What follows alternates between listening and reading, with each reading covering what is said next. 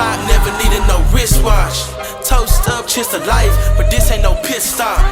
Ayy, my words don't get you to the top. Speak life into the mic like Mike at 90, pass me the rock.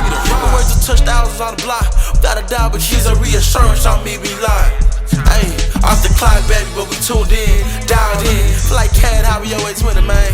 It's up. Oh, welcome back to another interview. All right, I am laughing.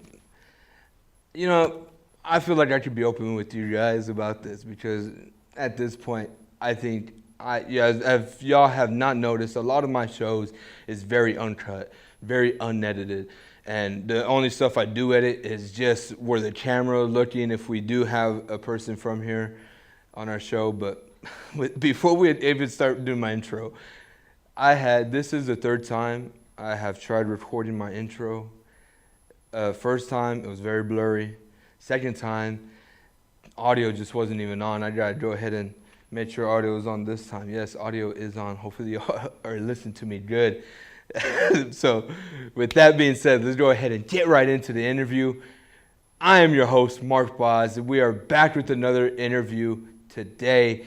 And guys, it is a special one. It is an amazing one. But before we get into that, make sure to go follow me on X and Instagram at MarkBoz59. That's MarkPaz59. And click the links in the bio to go ahead and check out all the previous episodes. Guys, trust me, you're going to want to. You're going to want to go ahead and look at that last interview that we just had with Braden Fuller, the quarterback for Angelo State. Amazing conversation with him. So y'all go ahead and check out that interview. But make sure to come right back to this one. But before we get into this interview, I want to go ahead and thank a few people. I want to thank you all, first of all, because you all have been amazing people for me. You all have helped me grow this show little by little by little. And it has started since 2023 when I did it with Kobe. First, we decided to sit down and start talking sports. And we sat down in our radio booth here in the South Texan. And we started our podcast off the clock, started talking about NFL, NBA, MLB, started talking about everything. We interviewed Kobe Jaramillo, who is now having an amazing, amazing season over there in St. Edwards. Probably understand, love my Javelinos. Kobe, damn good player over there. Go ahead and admit that for St. Edwards. Probably one of the best pitchers in the LSC. Go ahead and give him that credit because that's credit he deserves. And we went ahead and we continued doing this show. Kobe went ahead and he graduated. I continued taking this show 2 episodes a week. And, I mean, last semester we started interviewing athletes. So this has not been a slow process, or this has not been a quick process. This has been a slow one. This one we've been grinding on. I have had over 100 episodes, and I mean, I got to thank all of you all because you all have stuck with me, listened to almost every single episode. Those of you who have, and those of you, even if you haven't, thank you for clicking on this episode. And I hope this episode makes you want to come back for more because, gosh, Lee, do I have some good interviews coming up very soon. And this one that I have coming up now will be a great one. But again, I'll get right to that. I'm sorry. I know you all are ready for that. One more thing I gotta say. I got my class ring. All right. I gotta show you all that. All right. I got a class ring right there. I got a whole year left for graduation. Hope you are able to see it. In the inside, it says Mark Anthony Paz and it says OTC, Off the Clock. I will forever be repping Off the Clock podcast. And as long as I'm alive, as long as I'm breathing, as long as I could keep on doing this show will keep on keeping on. And so I thank all you guys again for listening and for watching because without you all, this wouldn't be possible. I may not be getting the thousands views or thousands of people I want on my show, but I mean, I'm getting the real people who want to know the real stuff and want to know the real life story of all these athletes. So we may not have the big name athletes, the star name athletes that you may see at D1 schools, but gosh, Lee, do we have some darn good athletes here that need their story to be told. And I'm glad I get the chance to tell their story. And I'm glad I get to tell the story of this gentleman that we have on our show today. Because he is one darn good ball player that needs his name to be out there no matter what.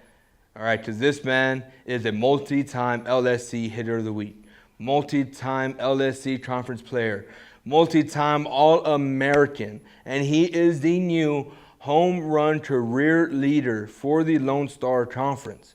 We have none other than Lubbock Christian's very own Brevin McCool on the show. And guys, let me tell you all, this is an amazing interview, and I really, really, really hope you all enjoy just as much as I did. So with that being said, enough of me talking. Let's get right into the show. Brevin McCool, thank you for joining the show, man. I appreciate it. Like I mentioned, you will be the second person on my show, so I really appreciate you for joining us today, and look forward to talking more about you. Yeah, I appreciate it. I always love doing stuff like this, so I appreciate you reaching out and thanks for your opportunity. I look forward to talking with you a little bit today. So, of course, in my intro, I'm gonna say a few complimentary words about you to let the fans know who you are. But before we get into the interview, can you tell us and the people just a little bit about yourself for the people who don't know who you are? Yeah, my name is Brevin McCool. I'm a senior at Lubbock Christian University. We play in the Lone Star Conference in NCAA D2, and I've played baseball here for 4 years. I'm a senior. This is my fourth year at LCU. I'm a third baseman, outfielder, kind of play all over the place whenever I need to, and I love to hit baseballs. So now we'll go ahead. We'll get into your career later on, and we'll go ahead and talk about your youth. What was it, or when did you first start playing baseball?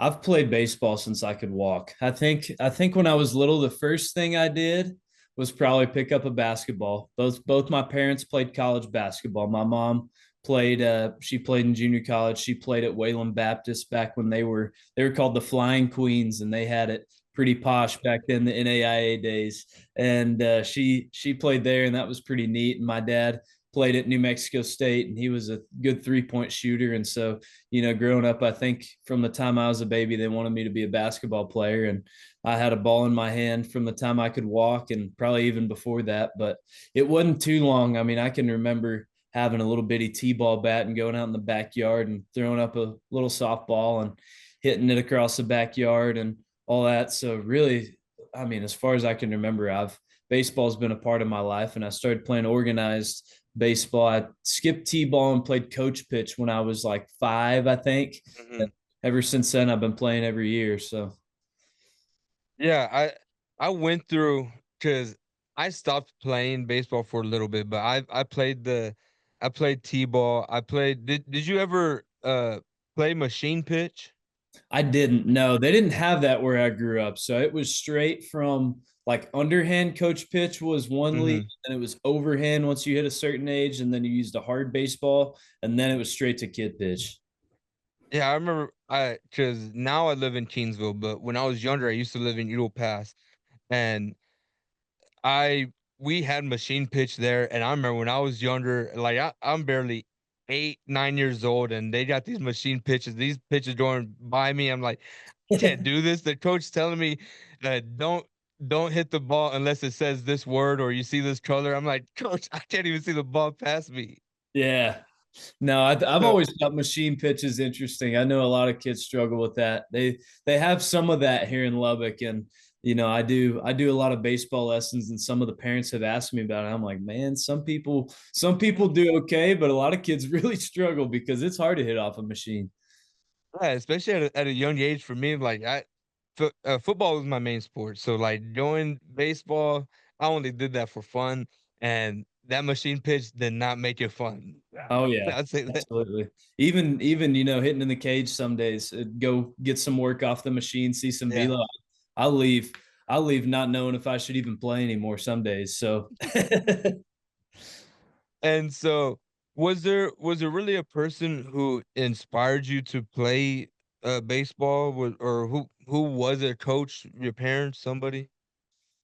honestly, it was a lot of just me. I was just drawn to that sport. I think, kind of talked about being in the backyard, hitting the little softball with my t-ball bat. And I think the first time I ever hit that ball, and I remember it bounced off the top of the fence and went over. And it went into the alley, and we had to go get it. And I was like, man, that was the coolest thing ever. Like, and I think from that time I was just kind of hooked. And it was, I played basketball, I played football. I always loved golf growing up too, but it really was always baseball that no matter what I was doing, I'd shut anything down to go play baseball. And that was my parents supported it, but I wouldn't say they encouraged me to do that. It was more just me. And so growing up, like what players or what teams, or you're from New Mexico, what was your favorite team? Growing up, I mean, still to this day, I really don't have a favorite team or a favorite player. I just kind of followed whoever was hot. But I used to play this video game on the Wii called MLB Power Pros. And it's like I will still play that game to this day. If I ever get my hands on a Wii, I'm gonna buy that game and I'll play it to this day. And I used to really like playing with the Orioles for some reason. And I think it was just because they were orange and black. And I was like, yeah, those are cool colors. And so I just kind of hopped on the train there. But then a couple years later, I liked the Tigers because my dad's from Detroit. And then from there, just kind of dwindled out. And I can't remember ever really having a favorite team past that. And everybody around me likes the Rangers, but I mean, I'll follow it, but I'm not a diehard fan or anything. You just jump around.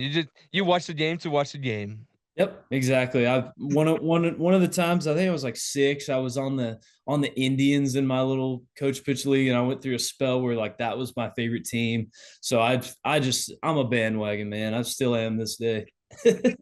Whoever's hot, that's a team I put my money on. That's who I'm going Right. with this year. That's right. And so you mentioned that you played some other sports. Was it just baseball, football, basketball, and golf? Or did you play Played golf growing up, or when did you get into golf? So I played golf. That's another one. I think I picked up a baseball bat before a golf club when I was little, but my dad really liked playing golf and he was really good when I was younger. He used to be a basketball coach, college basketball coach at New Mexico Junior College. And so he, on his days off, he'd go play golf. And, he got a good deal on a set of clubs from his Adidas rep. He got him some tailor mades, whatever. And got a good deal on those. So he'd go play all the time and he'd drag me along with him. And I loved playing golf from the time I was like 4. We actually had in my backyard, we just had a regular backyard, but we drilled a golf hole into it. And my dad would keep the grass edged around there and mowed down a little bit shorter. And so I would just be chucking balls across the backyard. And that's probably what I spent most of my childhood outside doing, is playing golf in the backyard with I just take my sand wedge out there and hit it around. And I played golf, played in a few tournaments till I was about 10. And that's when, I mean, back then, I'm sure it was worse, even, before I was even born. But around that age, coaches were like, baseball and golf, they don't mix. Like my coaches were saying, hey, Yeah. you need to stop playing golf. You just popped the ball up one time. Like you should probably not play golf anymore. And I kind of let that get in my head a little bit. And I quit golf immediately. I was like, I'm done. I want to play baseball. That's it. And I didn't pick up a golf club again until I was like 18. So it was a big gap, but once I jumped back into it, it was kind of like riding a bike. I was really good when I was little. And I really think if I hadn't quit playing golf when I was 10, I probably wouldn't be playing college baseball right now. I think I'd be probably playing college golf. You I might just be on the tour right now. Oh man, that would be the dream. I watch Full Swing on Netflix, and every time like I see these guys and what they just won, I'm like, man, I made the wrong choice. I should have stuck with that when I had the chance. No, yeah, look your full swing makes it look amazing. Oh Makes yeah, you look back like maybe I should have stuck with golf. I Yeah, because know. I had a buddy who I played high school ball with, or we played a bunch of sports together growing up. But in high school, I remember he played golf and baseball. And in my head, the whole time, just like you said, where it's like I thought those two just don't match. They don't Yeah, mesh together. If you did one, you got to choose one. But yeah, he did both, and he ended up playing college baseball or college golf. I mean, that's cool. But I mean, for me though, like once I started playing again, it was over COVID. So I might have been, I think I was 17. It was over COVID. I started playing again because, we weren't doing anything. I didn't have that much school to do. So I just go out to the golf course. I started playing again. And I started to realize, like, man, it's not messing up my baseball swing at all. And I really felt like it started helping because just the golf swing, you got to have a lot of balance. You got to have a good hand-eye coordination.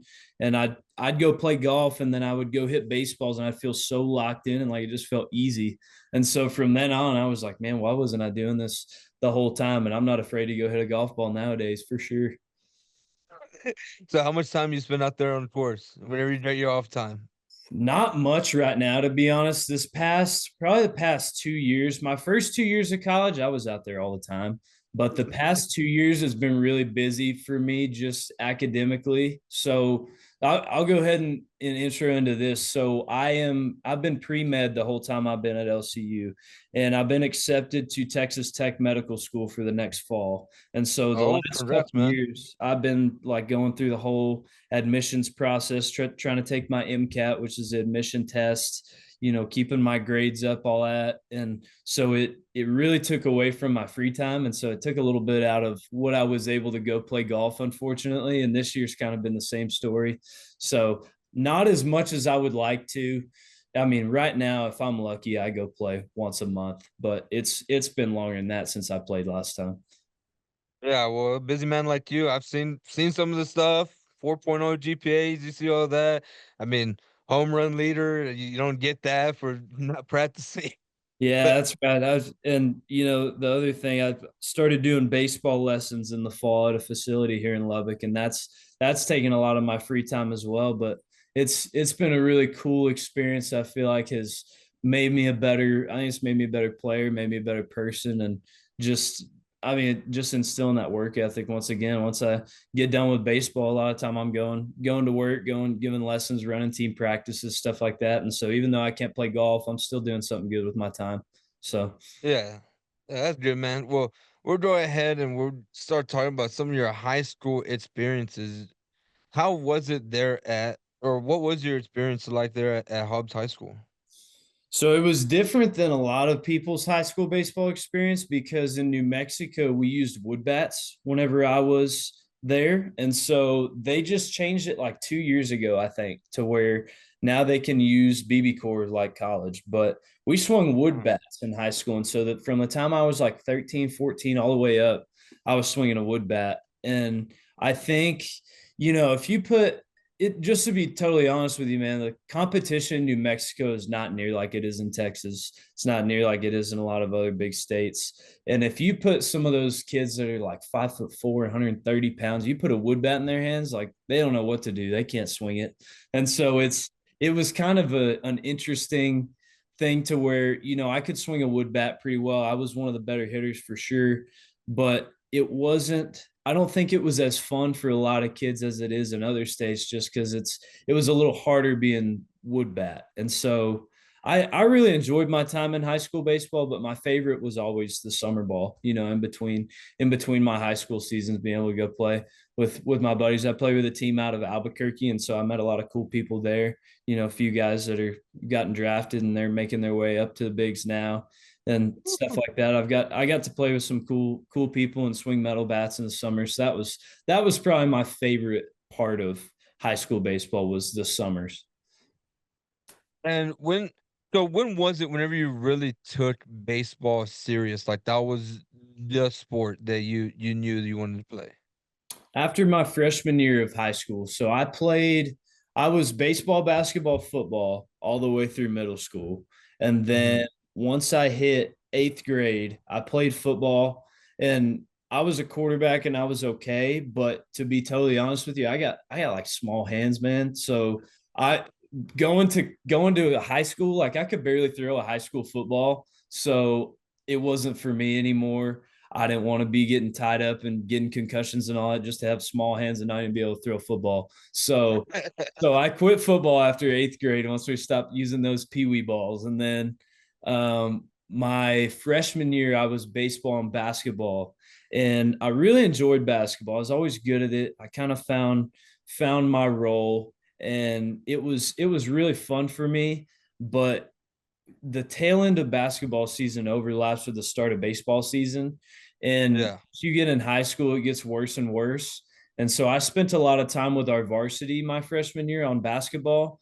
And so it cut into baseball season like 3 weeks. And I just realized, like, man, this is, if I really want to play baseball, which I knew I did at that point. Also, like, I'm 6 foot tall and white, so I'm probably not going very far in basketball.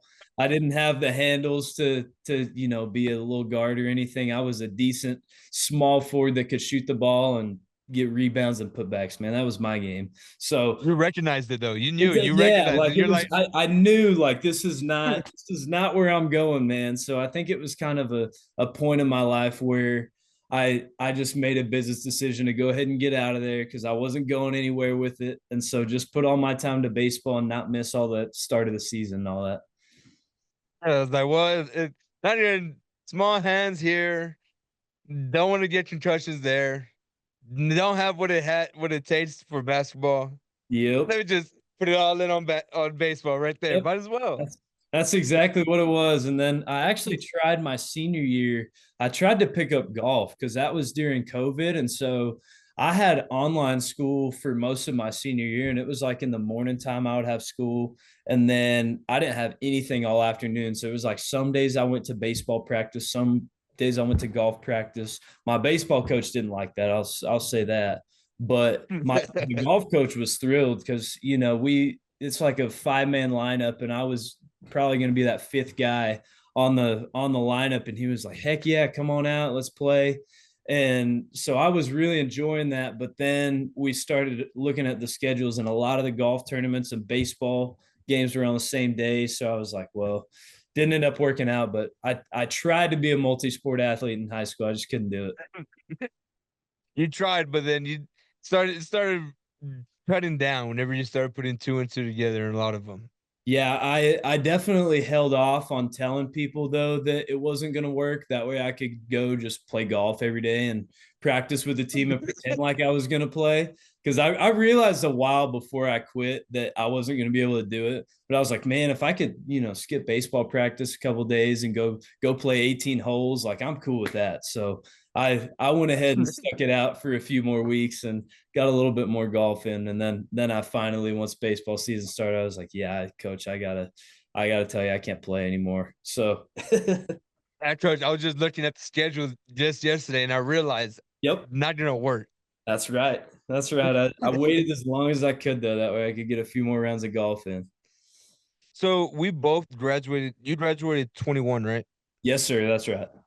So I graduated 21 also. Okay. And so what was your COVID experience like? Because I remember, so COVID for you must have ended like springtime junior year. And that was Uh-huh. for us, it was during baseball season. So like how did that happen for you guys over there? Yeah, so I had, between my sophomore and junior year of high school, I had Tommy John. And so I was kind of rehabbing that all summer, got rehabbing it in the fall, and then I finally just got back to playing in the spring. And we played like 5, maybe 6 games, and then our season just got banged right there. In New Mexico, it was a little bit different than Texas. They were a little bit stricter on that stuff in New Mexico, and they went ahead and banged it. And if you come out of your house, like, we're gonna arrest you type of stuff. So it was a unique experience being in New Mexico at that time. I'll tell you that. But it was I think like 6 games into the baseball season, and then we didn't have school the rest of the year. We had to finish online. And then my senior year, the whole fall was online. And then in the spring until I want to say like mid-March, we were online. So it was pretty Yeah. crazy because a lot of my friends in Hobbs actually moved to Lubbock to play high school ball, because Yeah. so they knew friends in Lubbock, or their parents were getting ready to move to Lubbock anyway, so they just all moved to Lubbock. That way the kids could play high school sports that last year. And my baseball season my senior year didn't start till like the end of April. I think it was like April 30th was my first game. Oh my And gosh. like we Sorry, played the a end of the shortened season. season, but it was still pretty long. And we went into like the end of June. Hey, also So Yeah. pretty lengthy year, but yeah, I was gonna say like the quarter. I interviewed a quarterback from San Angelo, Braden Uh, Fuller, and he's from California, and he mentioned that COVID year that they moved from California to Texas so he can play his senior year of exactly. football.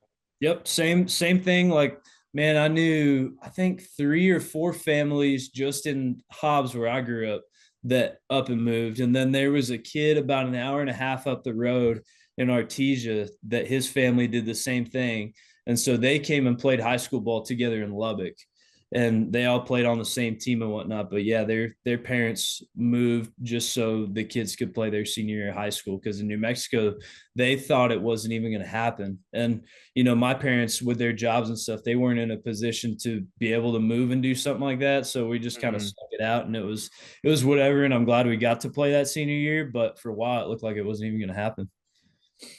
Yeah, because I remember that senior year, like for me, I mean, football is my main sport, so like COVID for us, it cut into my football season where we didn't even have our first game till middle or end of October or something Yeah. like that.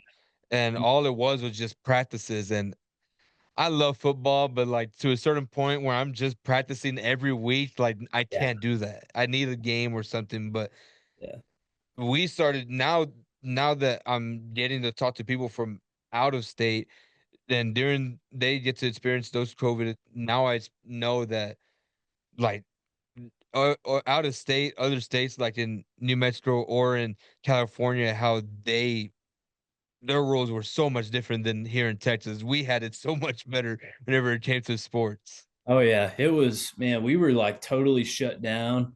And Hobbs is like, my house is like 5 minutes from the Texas border.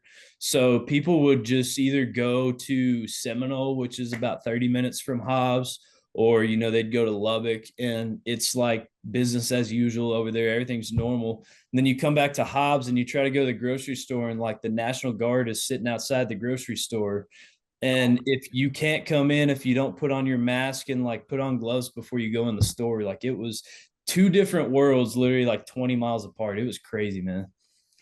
Gosh, man, that's insane. Not Yeah, now that I get to hear these stories, those stories are quite insane to hear about.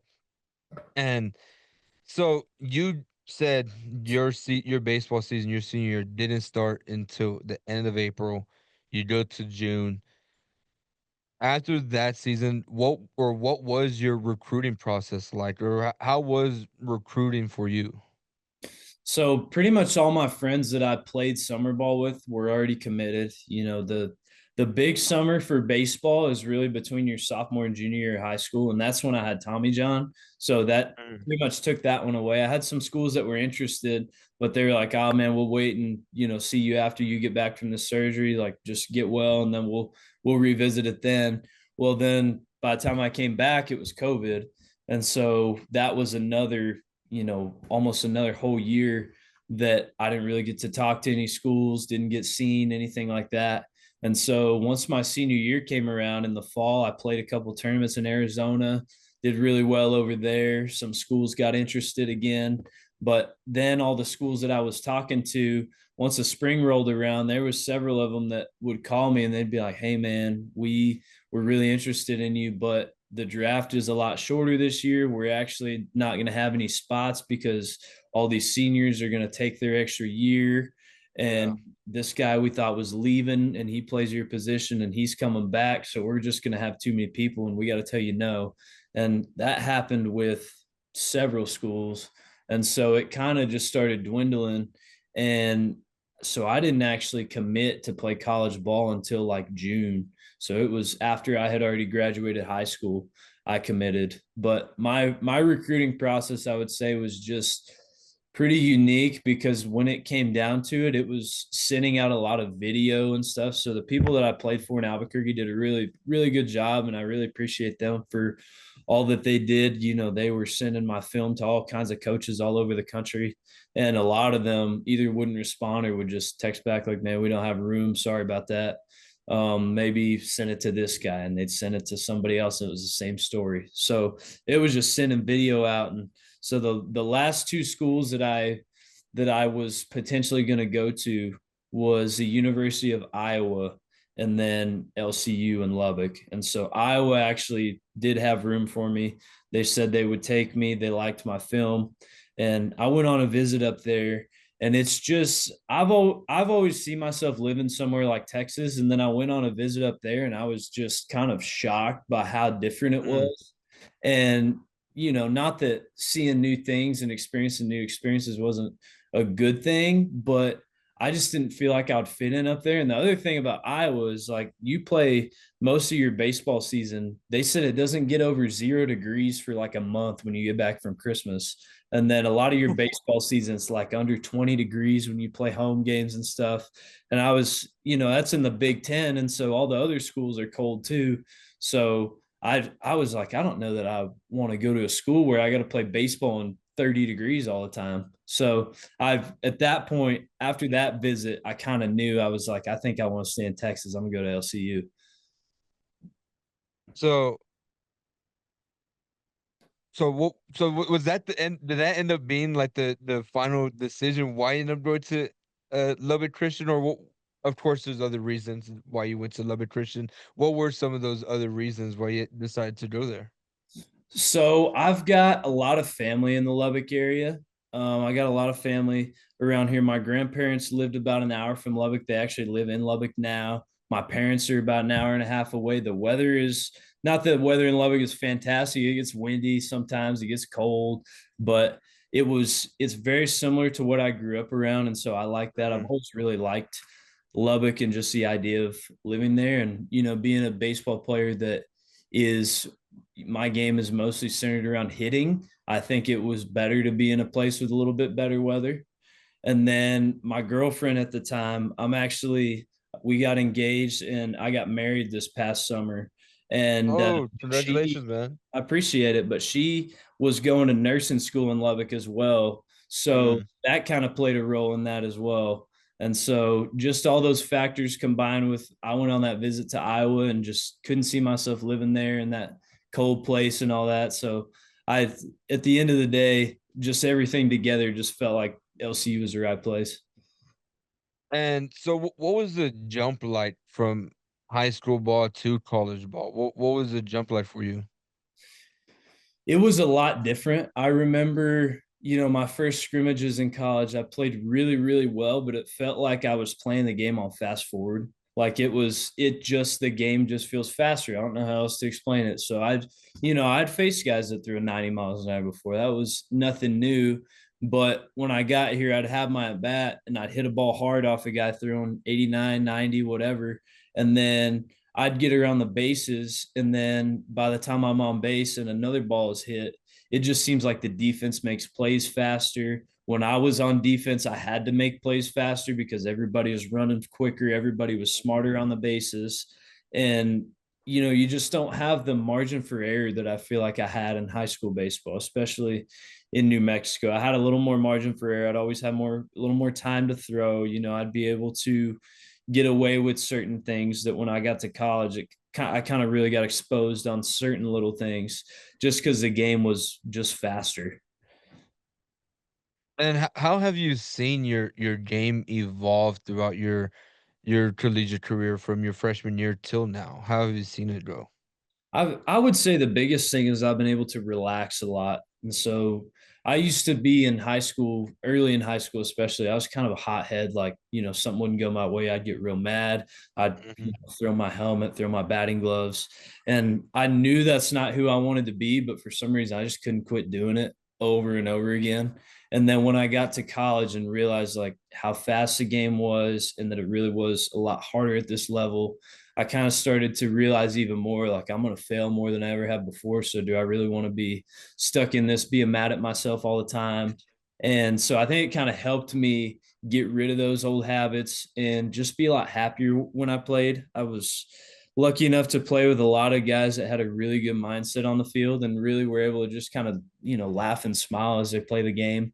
One of them being our All American shortstop the last 2 years, Carson Ogilvy, and he was Lone Star Player of the Year last year. He's about 5'8", a buck 60, had a giant mustache and a smile on his face all the time. So he was a really good mentor for me, just in the way of learning how to control my emotions, and just realizing that the more upset I get while I play the game, the less energy I'll have to actually put into what I'm doing on the field. So I think that was the biggest adjustment I was able to make that really helped me in college, just slowing everything down and being able to like laugh at myself when I make errors, or, pop up on an easy pitch. Like, just don't take myself so seriously, I think, is what helped me the most. And that really helped take my game to the next level, because once I was done worried about, man, what if I make a mistake and like I can't believe I missed that pitch, then I was able to just play so free and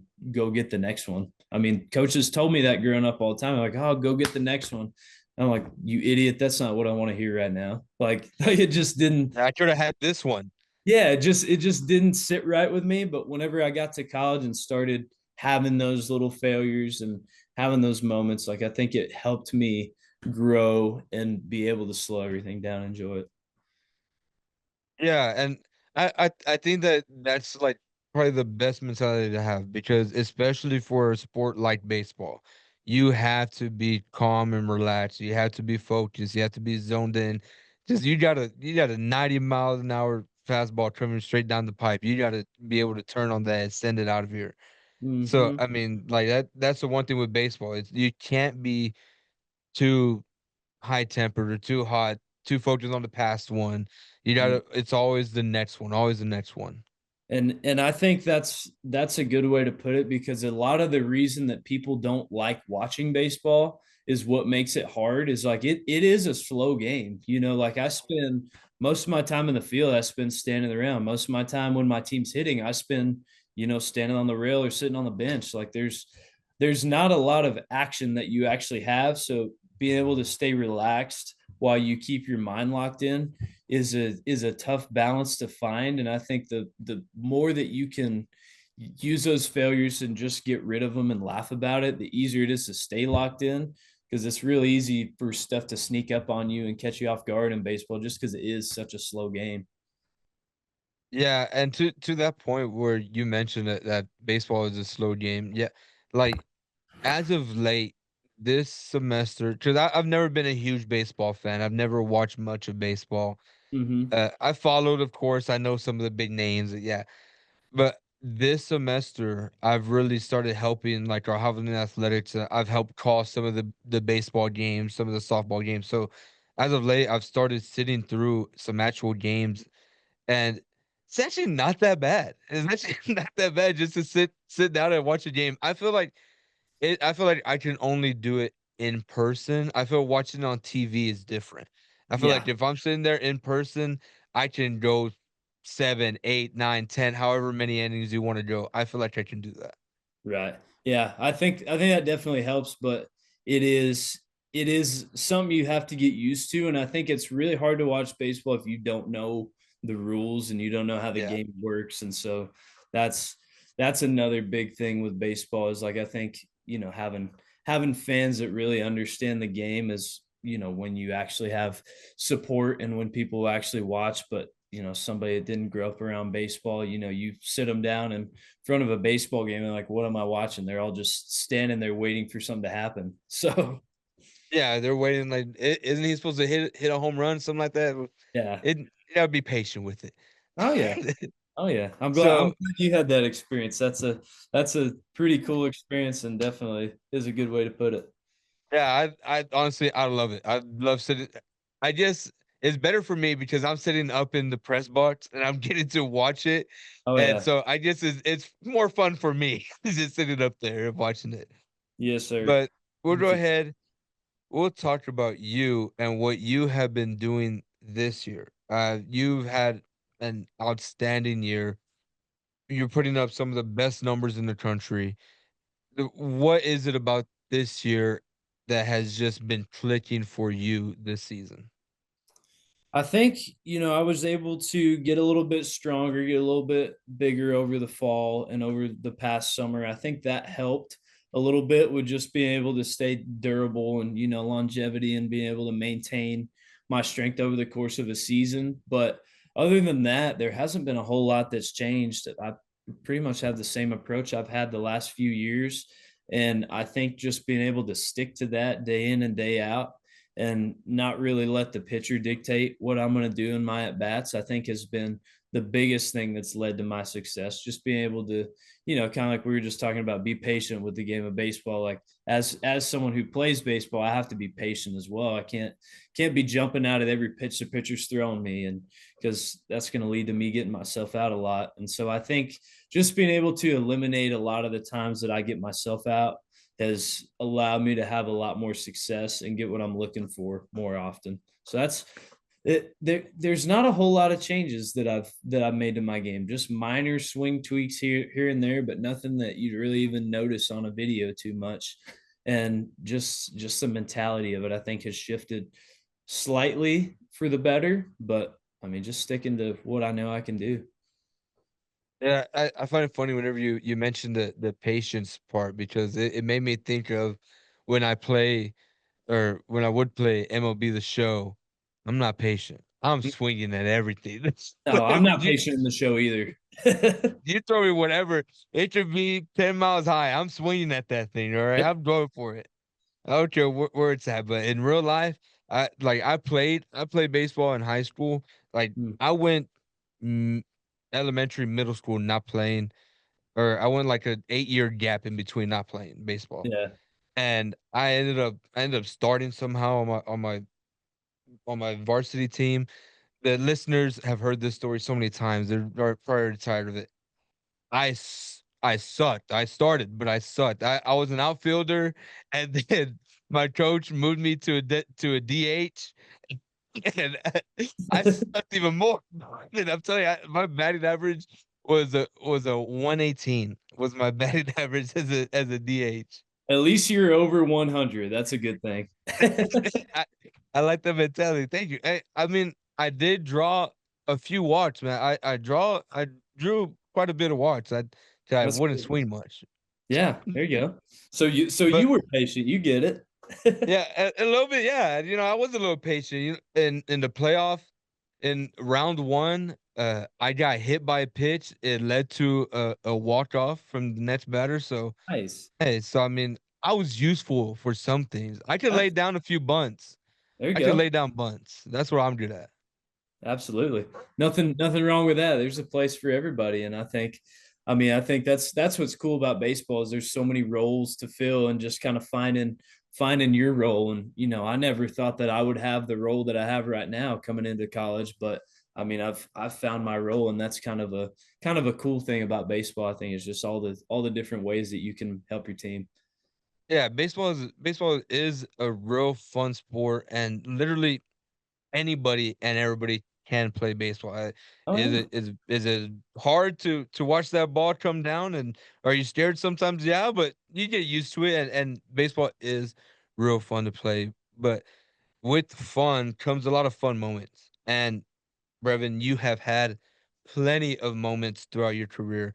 I read that you've hit for 2 cycles. Yes, sir. 2 cycles.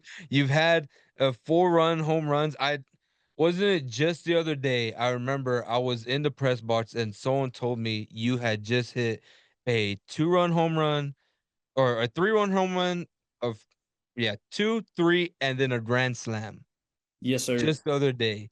So out of all those moments, what has been like one of your favorite moments like playing baseball in the collegiate level?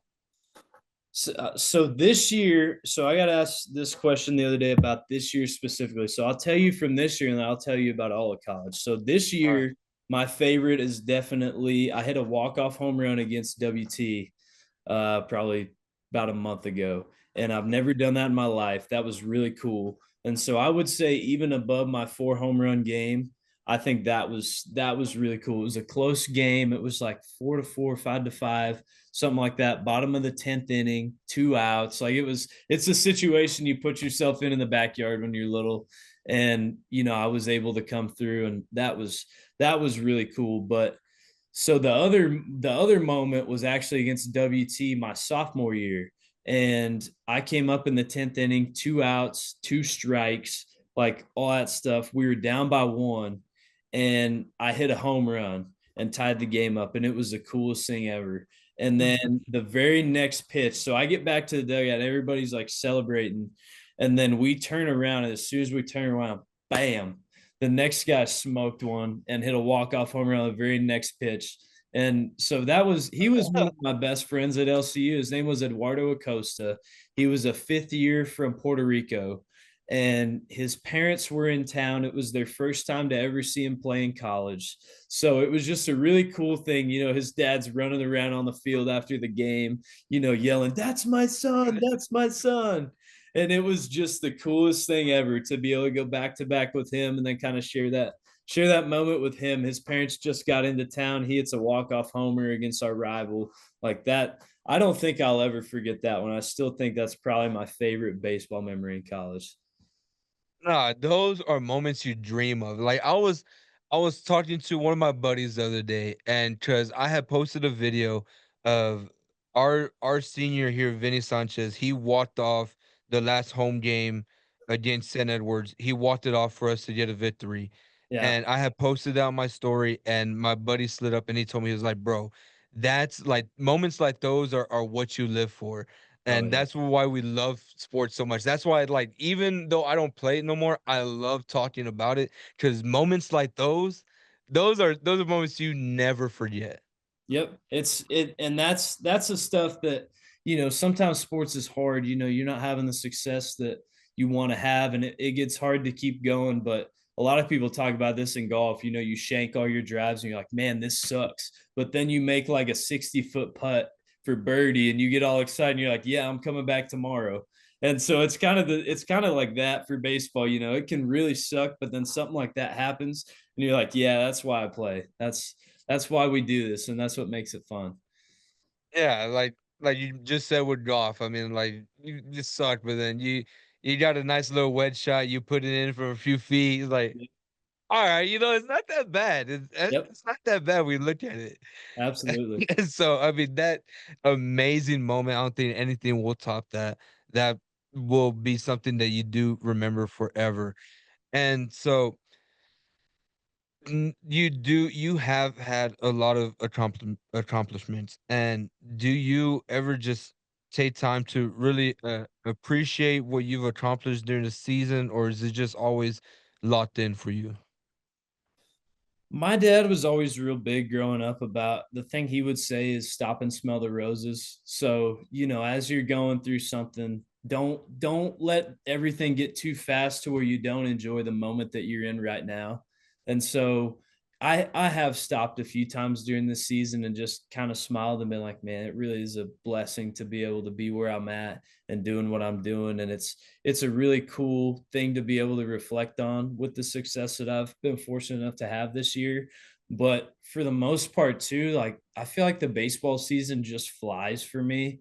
I mean, feels like just yesterday we were playing our first series of the year, and like, man, we still got like 40 something games left. And then now it's over and we're starting postseason. Mhm. So just how fast the baseball season really goes, it has felt like a blur. And thinking about, the accomplishments I've had this year, and some of them, it's like, man, when did I even do that? Like, I can't remember specifically because I try my best to, stay in the moment and enjoy those things. But just as fast as everything speeds up on you, sometimes you still kind of forget little moments like that. And, with just being able to hit the home runs I've hit this year, it's like when did I get all those home runs? Like I don't even remember like when did they all start coming? It just feels like a normal year, but then I sit back and think I'm like, man, it's really been a pretty awesome year. But I don't know how to describe it. Like I try to stay in the moment, but a lot of time I just end up getting drug along anyway. And then by the end, I'm like, man, how did we get here? So Yeah, stop and smell the roses. Stop it. Wise words, wise words. Those are some that I will I would not forget that. Gotta thank your dad for those words right there.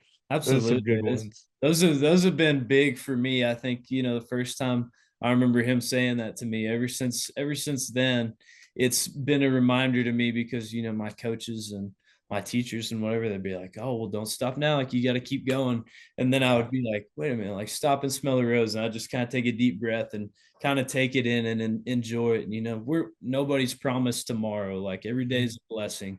So just being able to enjoy the moment that you're in right now and being able to play a game like baseball, I mean, just take it for what it is. It's a game. At the end of the day, whether I win or lose, it's not going to have any bearing on anything. Whether I strike out 5 times or hit 5 home runs, it's not gonna matter at the end of the day. So just being able to treat it as a game, I think has been really big for me as well. Love the way you talk about it. Love the way you talk about it. We'll go ahead. And the next question I have is, so how would you describe your role on the team so far, both on and off the field? I would say the obvious answer on the field, it looks like my job is just to hit home runs and that's about it. But it's a little bit more than that. I think I've kind of fallen into a role on the team where, I draw a lot of walks, I'm on base a lot, and that's valuable. So I've had to make sure, I keep working on my base running, make sure I'm smart on the bases because I am on base a lot. And it's nothing to everybody if I get thrown out every time I'm on the bases. So just being able to be that guy that they can count on to get on base when we need it, come through with a big hit when we need it, start off an inning, if I have to lead off an inning, making sure I'm on base for the next guy. I think that has been my role pretty much every year that I've been here, is just being a reliable on base guy. And I've really fallen into that. And I love being that guy. And then off the field, I would say that I'm more of a just kind of a steady presence, kind of take things as they come and just kind of keep everybody level headed off the field. I think, a lot of guys get really hyped up after wins and stuff like that. And I love to get hyped up after a win too, but being able to kind of bring it back down and be like, man, I got class tomorrow. Like I need to chill out, relax, get ready to go to school tomorrow, keep my grades up. Like, I think that's the biggest thing that I've been able to hopefully some of the younger guys kind of instill in them is just, man, there's a lot more to life than baseball. So you gotta cover all your bases while you can, because if all you do is put all your eggs in the baseball basket, at the end of the day, one day you're not going to play baseball anymore. So if you didn't take care of all your other stuff, your relationships, your schoolwork, being able to get a good degree, if you didn't take care of all that stuff, then one day you're going to be in some serious trouble. So I would say that's kind of how I am off the field. And you just mentioned, like, because you do, how is it for you just coming off a game where you just walked off, or you just hit a cycle, or you hit 4 home runs, and you have to come down back to earth the next morning and go to class? Like, how do you do that? Like, are you a recognized person out there on campus, or is it just what is it like for you? I have been this year, and that's been like LCU is a pretty small school, and so that's kind of expected. I think it's a lot of the basketball players and stuff that are really good. Like, yeah, they're Mm. recognized all over campus, stuff like that. But I never really had been for that. But with the year that I've been having, yes, like I'll come off my 4 home run game against Angelo. Like that was on a Monday, so I was supposed to be in class. And so like my teacher, who I didn't even think watched baseball, like emailed me that night. Is like, here's your notes from class. I saw you hit 4 home runs. That's awesome. Like, and then, go around campus the next day and people are like, dude, that was crazy. I broke a window in that game in somebody's dorm. So like everybody was asking me about that. So just things like that. Like, yes, I have been more recognized, but I think I've still been able to keep the same role that I always have. And I like to talk to as many people as I can. Like I'm kind of shy, to be honest with you. Like I won't initiate a conversation very well, but one thing I really like doing that I do at LCU is I tutor. And so I tutor anatomy classes. And so being able to, go after a game, the next day, go sit down with that group.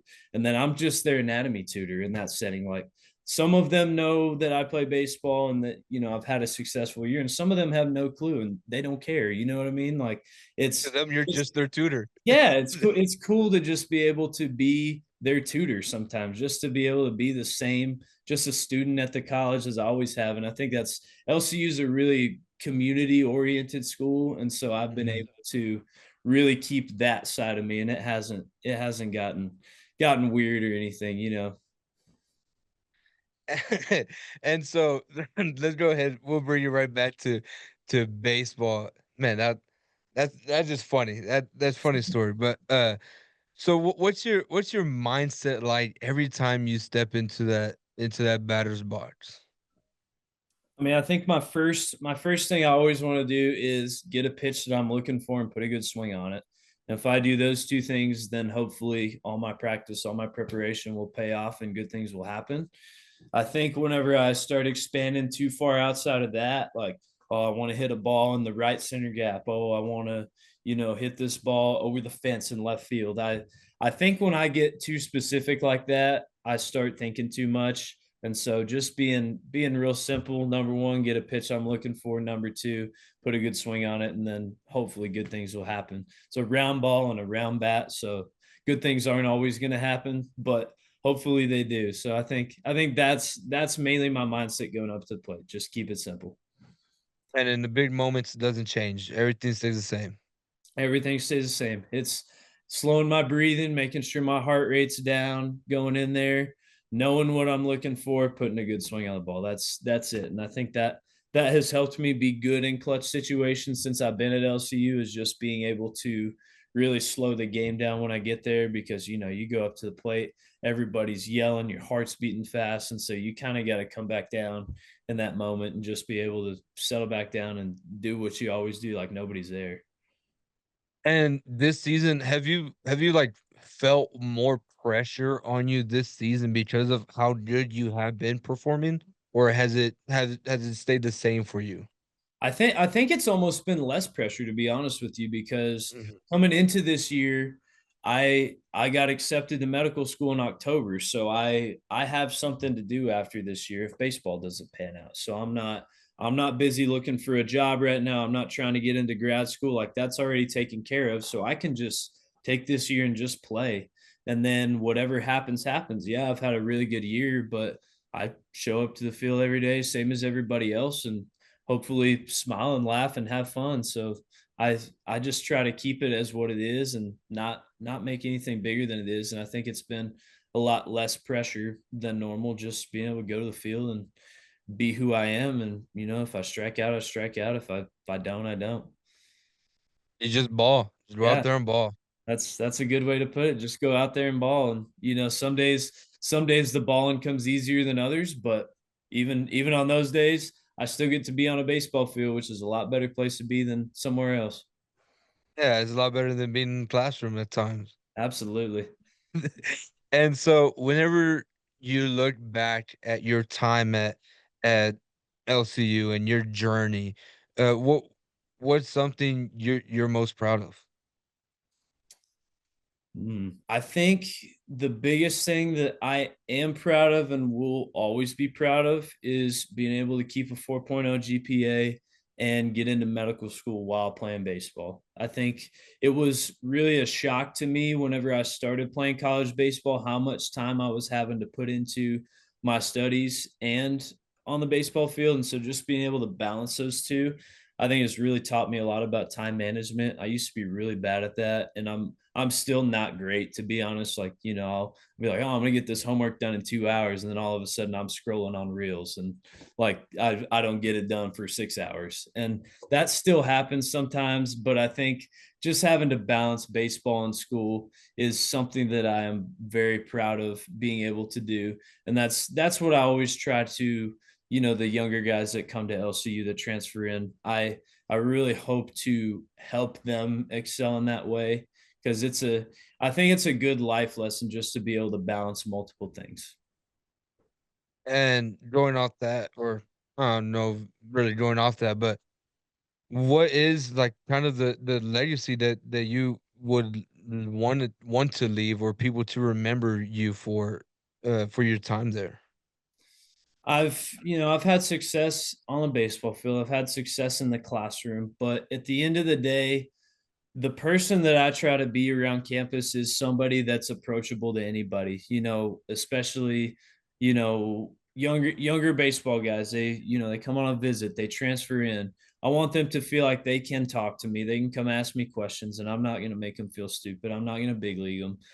That's something that I always want to be able to have a conversation. So during games, like if the fans at LCU games watch me while I'm on deck, a lot of time I'm on deck, I'm talking to the kids that are sitting in the stands right there. Like that's my favorite part about playing is all the kids that come watch and, just being able to talk to them. And I know when I was that age, I would love to have somebody take the time to talk to me. So the least I can do is take 2 seconds out of my day and, say hi to them, give them a fist bump and, ask them how school's going. I see a lot of these kids all the time because they come to a lot of games. And so being able to have a relationship with them and know their parents and know the people around campus and just be approachable and just be a good person in general. I hope that when I leave LCU, that's what I'm known for more than anything.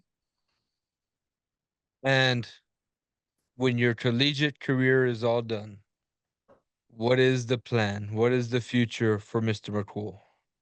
So, as I said, I have gotten into medical school. So that is currently the plan.